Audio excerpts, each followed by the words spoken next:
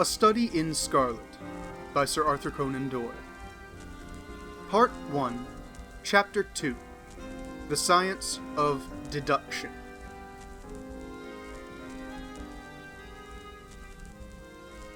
We met next day as he had arranged and inspected the rooms at number 221B Baker Street, of which he had spoken at our meeting. They consisted of a couple of comfortable bedrooms and a single large airy sitting room, cheerfully furnished, and illuminated by two broad windows. So desirable in every way were the apartments, and so moderate did the terms seem when divided between us, that the bargain was concluded upon the spot, and we at once entered into possession. That very evening I moved my things round from the hotel, and on the following morning Sherlock Holmes followed me with several boxes and portmanteaus. For a day or two we were busily employed in unpacking and laying out our property to the best advantage. That done, we gradually began to settle down and to accommodate ourselves to our new surroundings. Holmes was certainly not a difficult man to live with. He was quiet in his ways, and his habits were regular. It was rare for him to be up after 10 at night, and he had invariably breakfasted and gone out before I rose in the morning. Sometimes he spent his day at the chemical laboratory, sometimes in the dissecting rooms, and occasionally in long walks, which appeared to take him into the lowest portions of the city. Nothing could exceed his energy when the working fit was upon him, but now and again a reaction would seize him, and for days on end he would lie upon the sofa in the sitting room, hardly uttering a word or moving a muscle from morning to night. On these occasions I have noticed such a dreamy, vacant expression in his eyes that I might have suspected him of being addicted to the use of some narcotic, had not the temperance and cleanliness of his whole life forbidden such a notion. As the weeks went by, my interest in him and my curiosity as to his aims in life gradually deepened and increased. His very person and appearance were such as to strike the attention of the most casual observer. In height he was rather over 6 feet, and so excessively lean that he seemed to be considerably taller. His eyes were sharp and piercing, save during those intervals of torpor to which I have alluded, and his thin hawk-like nose gave his whole expression an air of alertness and decision. His chin, too, had the prominence and squareness which mark the man of determination. His hands were invariably blotted with ink and stained with chemicals. Yet he was possessed of extraordinary delicacy of touch, as I frequently had the occasion to observe when I watched him manipulating his fragile philosophical instruments. The reader may set me down as a hopeless busybody when I confess how much this man stimulated my curiosity, and how often I endeavored to break through the reticence which he showed on all that concerned himself. Before pronouncing judgment, however, be it remembered how objectless was my life, and how little there was to engage my attention. My health forbade me from venturing out unless the weather was exceptionally genial, and I had no friends who would call upon me and break the monotony of my daily existence. Under these circumstances, I eagerly hailed the little mystery which hung about my companion, and spent much of my time in endeavoring to unravel it. He was not studying medicine. He had himself, in reply to a question, confirmed Stamford's opinion upon that point. Neither did he appear to have pursued any course of reading which might fit him for a degree in science or any other recognized portal which would give him an entrance into the learned world. Yet his zeal for certain studies was remarkable, and within eccentric limits his knowledge was so extraordinarily ample and minute that his observations have fairly astounded me. Surely no man would work so hard or attain such precise information unless he had some definite end in view. Desultory readers are seldom remarkable for the exactness of their learning. No man burdens his mind with small matters unless he has some very good reason for doing so. His ignorance was as remarkable as his knowledge. Of contemporary literature, philosophy, and politics he appeared to know next to nothing. Upon my quoting Thomas Carlyle, he inquired in the naivest way who he might be, and what he had done. My surprise reached a climax, however, when I found incidentally that he was ignorant of the Copernican theory and of the composition of the solar system. That any civilized human being in this 19th century should not be aware that the Earth traveled round the Sun appeared to me to be such an extraordinary fact that I could hardly realize it. "You appear to be astonished," he said, smiling at my expression of surprise. "Now that I do know it, I shall do my best to forget it." "To forget it?" You see, he explained, I consider that a man's brain originally is like a little empty attic, and you have to stock it with such furniture as you choose. A fool takes in all the lumber of every sort that he comes across, so that the knowledge which might be useful to him gets crowded out, or, at best, is jumbled up with a lot of other things, so that he has a difficulty in laying his hands upon it. Now the skillful workman is very careful indeed as to what he takes into his brain attic. He will have nothing but the tools which may help him in doing his work, but of these he has a large assortment, and all in the most perfect order. It is a mistake to think that that little room has elastic walls, and can distend to any extent. Depend upon it, there comes a time when for every addition of knowledge you forget something that you knew before. It is of the highest importance, therefore, not to have useless facts elbowing out the useful ones. But the solar system, I protested. What the deuce is it to me? He interrupted impatiently. You say that we go round the sun. If we went round the moon, it would not make a pennyworth of difference to me or my work. I was on the point of asking him what that work might be, but something in his manner showed me that the question would be an unwelcome one. I pondered over our short conversation, however, and endeavored to draw my deductions from it. He said that he would acquire no knowledge which did not bear upon his object. Therefore, all the knowledge which he possessed was such as would be useful to him. I enumerated in my own mind all the various points upon which he had shown me that he was exceptionally well informed. I even took a pencil and jotted them down. I could not help smiling at the document when I had completed it. It ran in this way. Sherlock Holmes. His limits. 1. Knowledge of literature. Nil. 2. Knowledge of philosophy. Nil. 3. Knowledge of astronomy. Nil. 4. Knowledge of politics. Feeble. 5. Knowledge of botany. Variable. Well up in belladonna, opium, and poisons generally. Knows nothing of practical gardening. 6. Knowledge of geology. Practical, but limited. Tells at a glance different soils from each other. After walks has shown me splashes upon his trousers, and told me by their color and consistence in what part of London he had received them. 7. Knowledge of chemistry. Profound. 8. Knowledge of anatomy. Accurate but unsystematic. 9. Knowledge of sensational literature. Immense. He appears to know every detail of every horror perpetuated in the century. 10. Plays the violin well. 11. Is an expert single-stick player, boxer, and swordsman. 12. Has a good practical knowledge of British law. When I got so far in my list, I threw it into the fire in despair. If I could only find what the fellow is driving at by reconciling all these accomplishments and discovering a calling which needs them all, I said to myself, I may as well give up the attempt at once.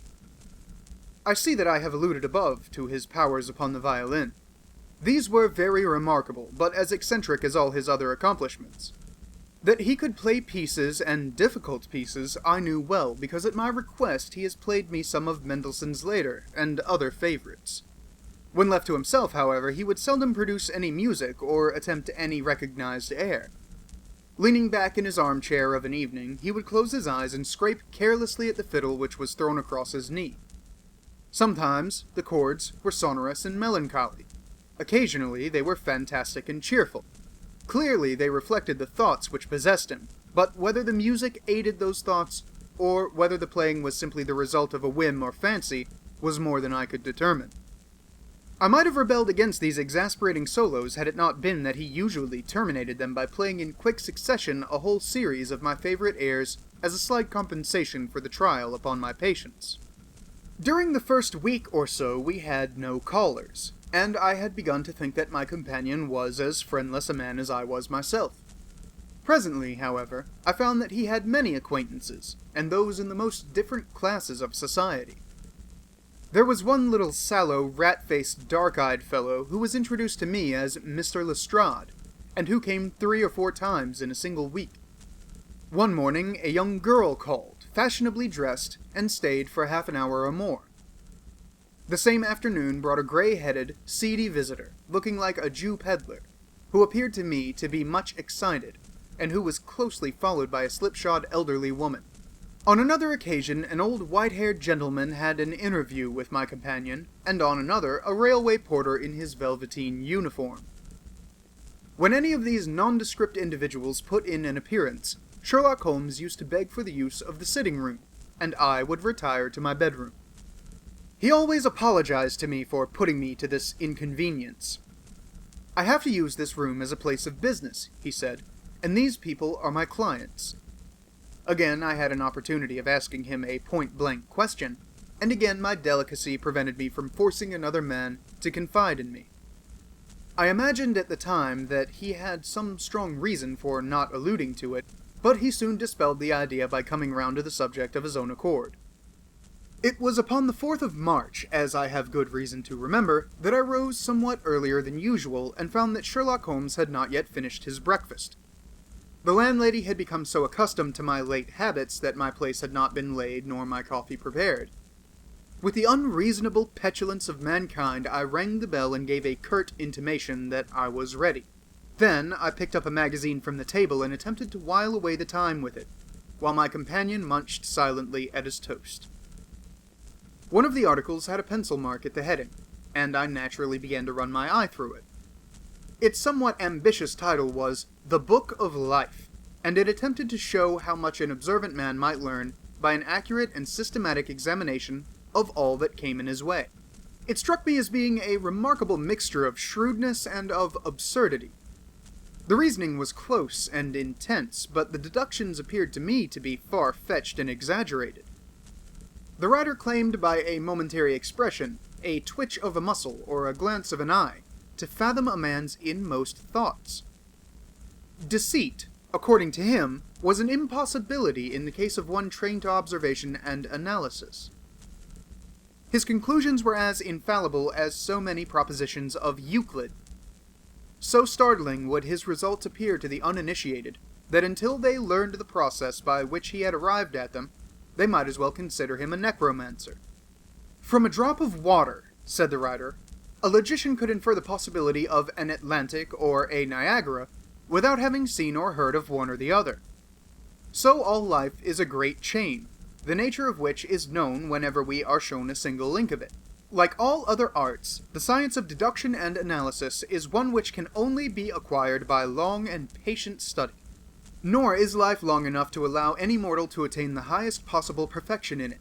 Before turning to those mortal and mental aspects of the matter which present the greatest difficulties, let the inquirer begin by mastering more elementary problems.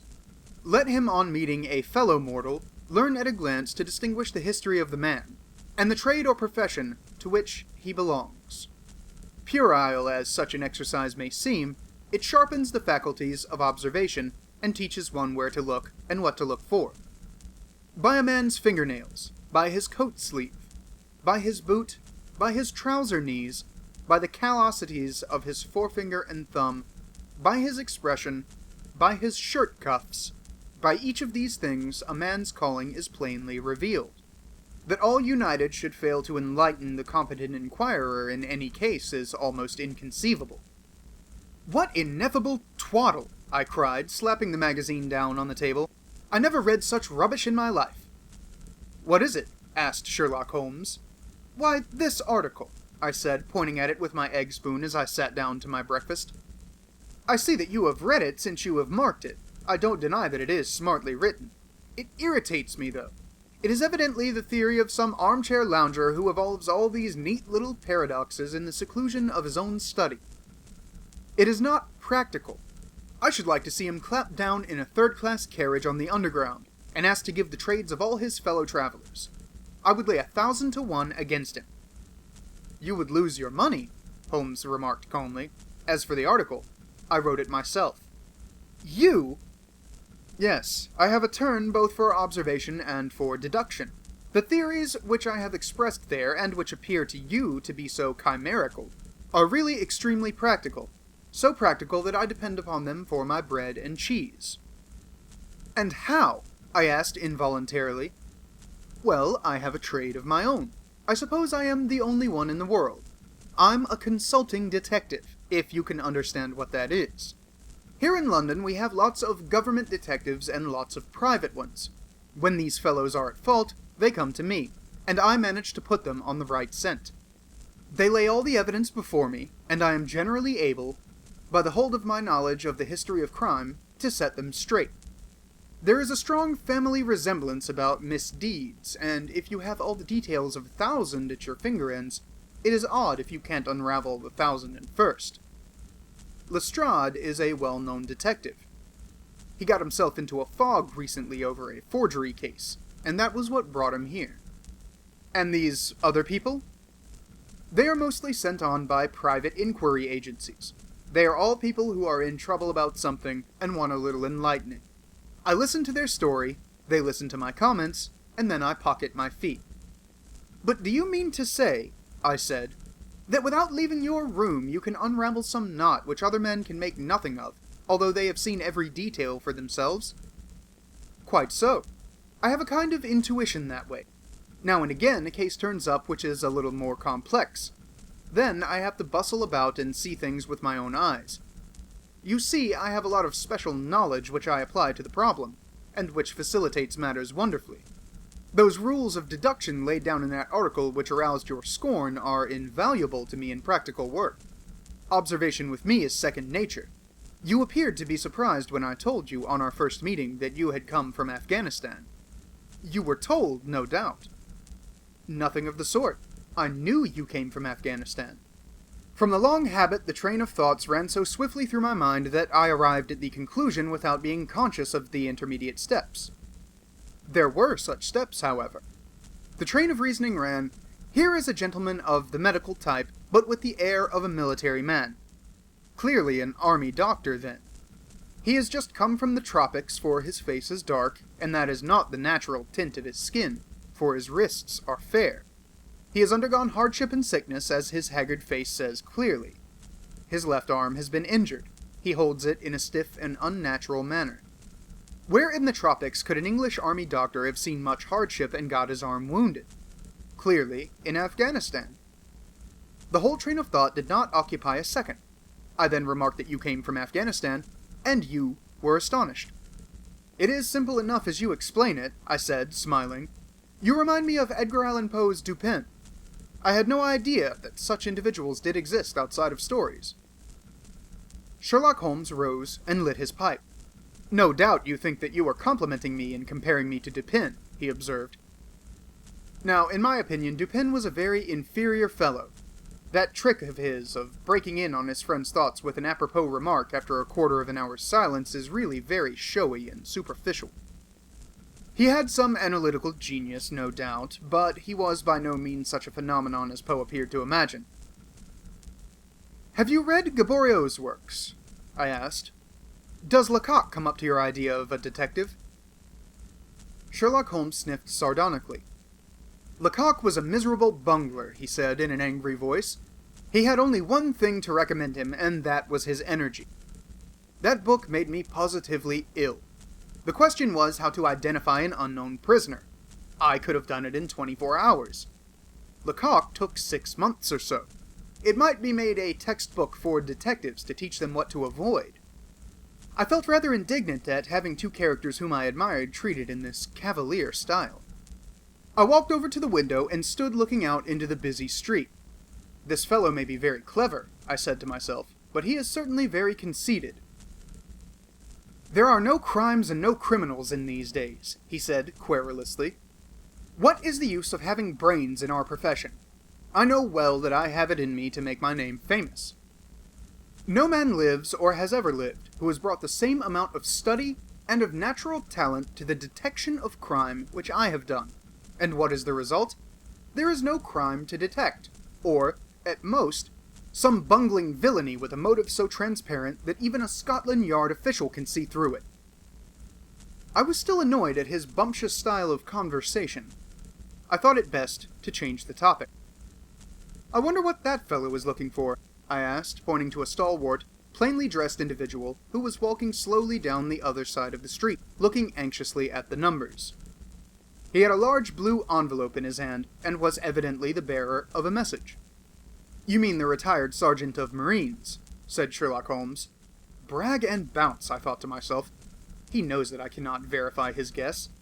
The thought had hardly passed through my mind when the man whom we were watching caught sight of the number on our door and ran rapidly across the roadway. We heard a loud knock, a deep voice below, and heavy steps ascending the stairs. For Mr. Sherlock Holmes, he said, stepping into the room and handing my friend the letter. Here was an opportunity of taking the conceit out of him. He little thought of this when he made that random shot. May I ask, my lad, I said in the blandest voice, what your trade may be? Commissionaire, sir, he said gruffly, uniform away for repairs. And you were? I asked, with a slightly malicious glance at my companion. A sergeant, sir. Royal Marine Light Infantry, sir. No answer? Right, sir. He clicked his heels together, raised his hand in a salute, and was gone.